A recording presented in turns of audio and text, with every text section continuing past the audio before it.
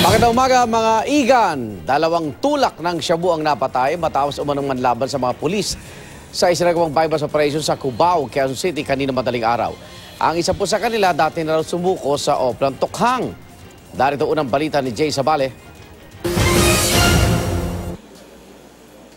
500 pisong alaga ng shabu ang naiskor umano ng pulis na nagpanggap na buyer sa suspect na si Rodolfo Ogtuhan alias Chokoy.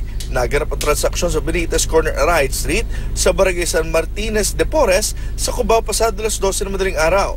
Nang ibinigay na ang signal para arestoin ng mga backup ang suspect. May baril pala, caliber 38. So, bumunot yung ating suspect and then right away pinutukan agad ang ating pusher buyer.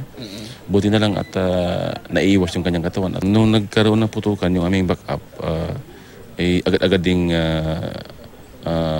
parang in defense of yung ating pusher buyer. Gumanti, no? Tinamaan na rin yung suspect. Namaril daw ang kasama ni Ogtuhan na si alias Chris. Dead on arrival na dalawa sa ospital. Nakuha sa crime scene ang 2 caliber 38 at 5 sachet ng pinaghihinarang shabu. Ayaw nga ni Colonel dito magkaroon ng ganito sa aming area na may matutumba. Gusto lang ni Colonel, kailangan ikulong lang. Siguro, isa na rin na para mabawas-bawasan na rin sa amin.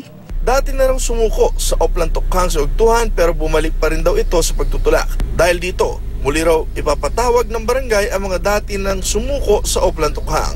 Baka raw kasi meron pang iba na sangkot pa rin sa illegal na droga. Ito ang unang balita sa Quezon City. Jay Sabale, reporting.